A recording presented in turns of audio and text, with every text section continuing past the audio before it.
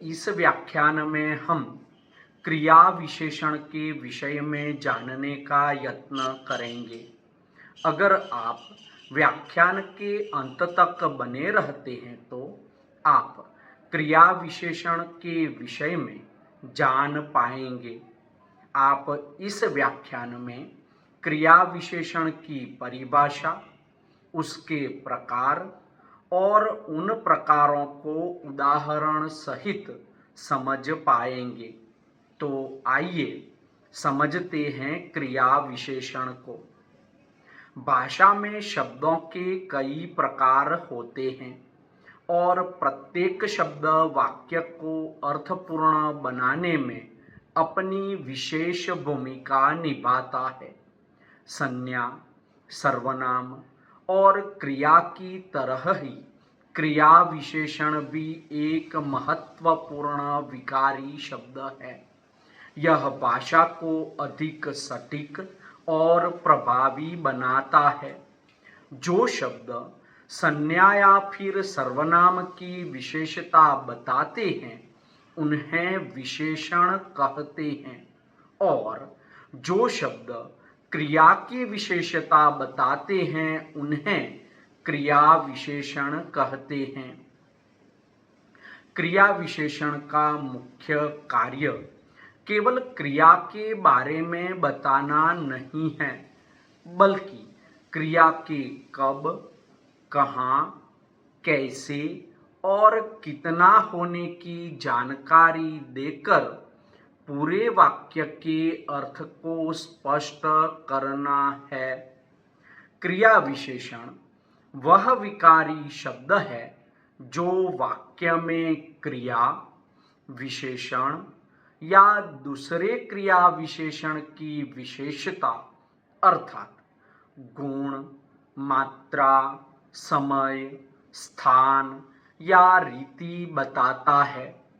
दूसरी रीति से क्रिया विशेषण की परिभाषा ऐसी हो सकती है: वे विकारी शब्द जो किसी संज्ञा के द्वारा होने वाली क्रिया की विशेषता बताता हो उसे क्रिया विशेषण कहते हैं।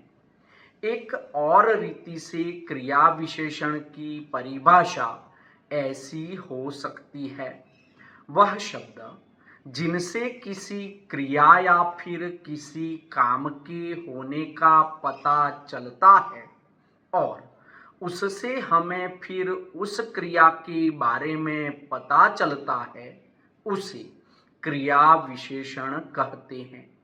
इसे उदाहरण से समझते हैं। जैसे राम तेज दौड़ता है। यहाँ दौड़ना क्रिया है और उसकी विशेषता बताने वाला शब्द तेज उसका क्रिया विशेषण है। क्रिया विशेषण के 4 प्रकार है। 1.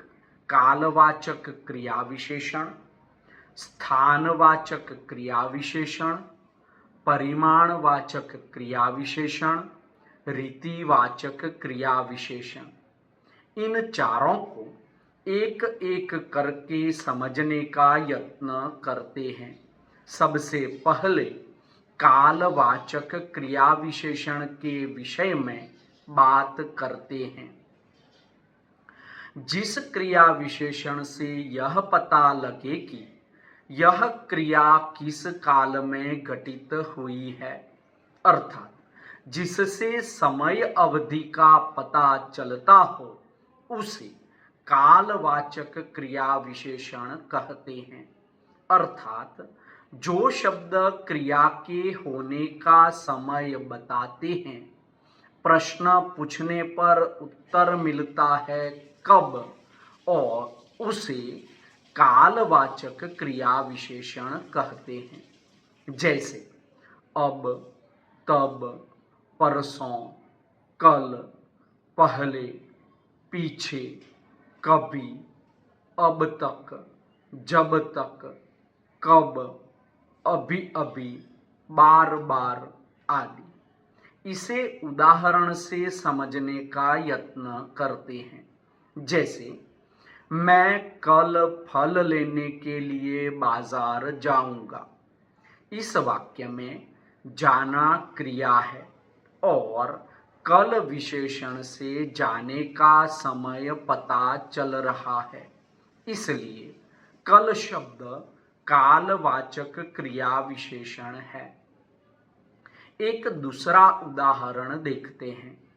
वह पहले जयपुर गया था।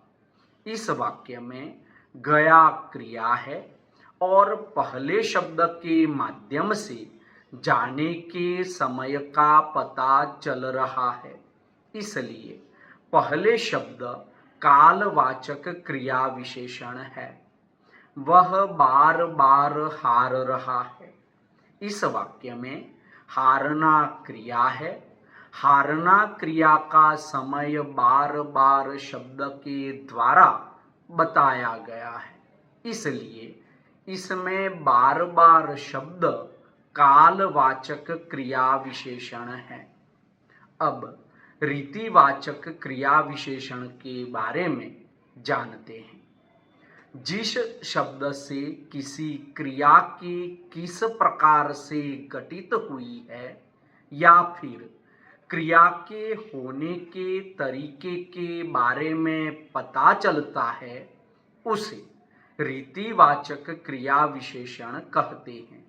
अर्थात जो शब्द क्रिया के होने की रीति अर्थात ढंग या तरीका बताते हैं और प्रश्न पूछने पर उत्तर मिलता है कैसे, उसे रीतिवाचक क्रिया विशेषण कहते हैं। जैसे कदापि, तो, हो, अवश्य, यथा संभव, ऐसे, वैसे, सहसा, तेज, सच, अतः, इसलिए, गलत, ध्यान से, सचमुच, ठीक, क्योंकि, नहीं, मत, मात्र, बर आदि। इसे भी उदाहरण से समझते हैं।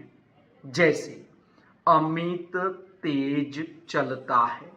इस वाक्य में चलना क्रिया है और चलना की विशेषता या तरीका तेज शब्द के द्वारा बताया गया है, इसलिए तेज शब्द रीतिवाचक क्रिया विशेषण है।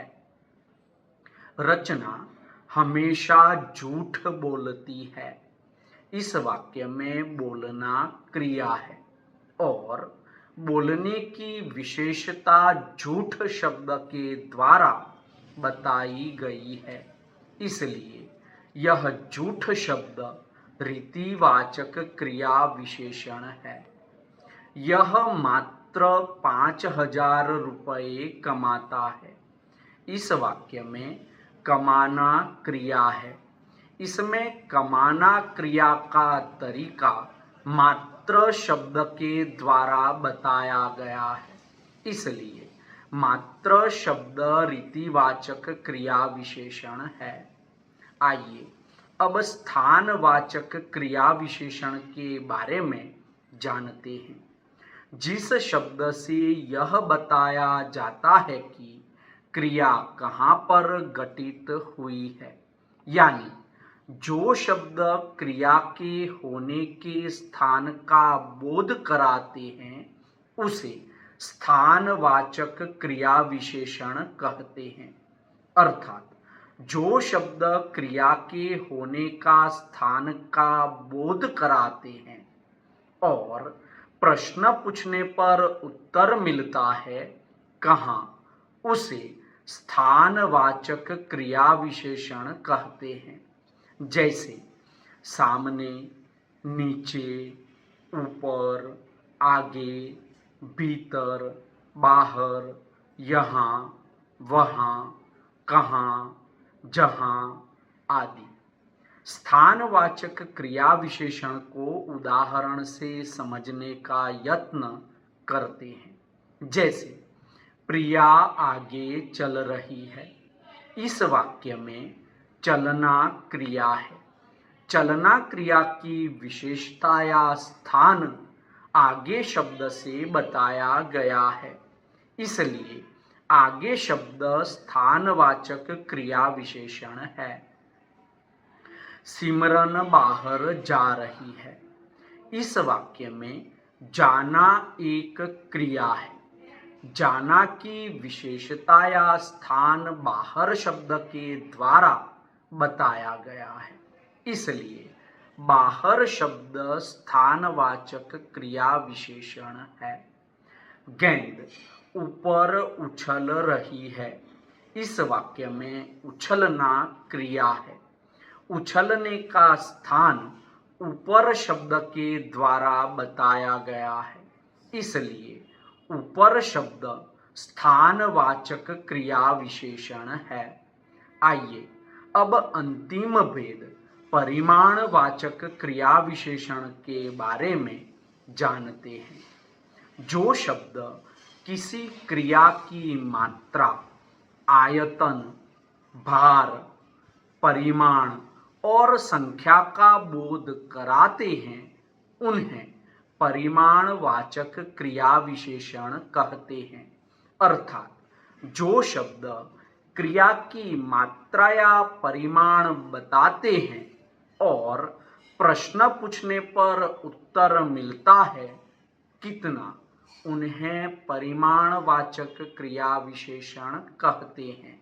जैसे यथेष्ट, इतना, उतना, कितना, थोड़ा थोड़ा, तिल तिल, बहुत, अधिक, अधिकाधिक, पूर्णतया, सर्वथा, कुछ, थोड़ा, काफी, केवल, एक एक करके, पर्याप्त आदि।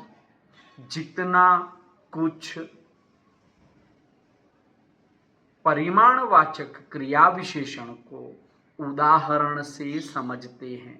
जैसे अंकित अधिक खाना खाता है।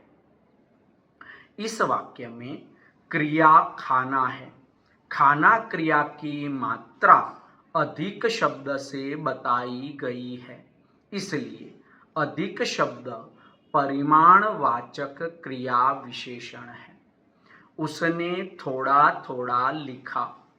इस वाक्य में लिखना क्रिया है। लिखना क्रिया की मात्रा का बोध थोड़ा थोड़ा शब्द के माध्यम से कराया गया है, इसलिए थोड़ा थोड़ा शब्द परिमाणवाचक क्रिया विशेषण है।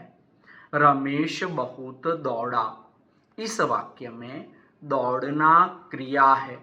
दौड़ना क्रिया की मात्रा का बोध बहुत शब्द से कराया गया है, इसलिए बहुत शब्द परिमाणवाचक क्रिया विशेषण है। अंततोगत्वा निष्कर्ष रूप में कह सकते हैं कि क्रिया विशेषण हिंदी व्याकरण का एक अनिवार्य अंग है, जो शब्दों की अर्थवत्ता और वाक्य की स्पष्टता को कई गुना बढ़ा देता है। कालवाचक, स्थानवाचक, रीतिवाचक और परिमाणवाचक ये चारों भेद क्रिया के कार्य होने की विविध परिस्थितियों को दर्शाते हैं। क्रिया विशेषणों का सही प्रयोग करके हम अपनी भाषा में केवल क्रिया को ही नहीं, बल्कि संपूर्ण अभिव्यक्ति को अधिक सजीव, सटीक और प्रभावी बना सकते हैं। यह हमें शब्दों को गहराई से समझने और उनका उचित स्थान पर प्रयोग करने की क्षमता प्रदान कराता है।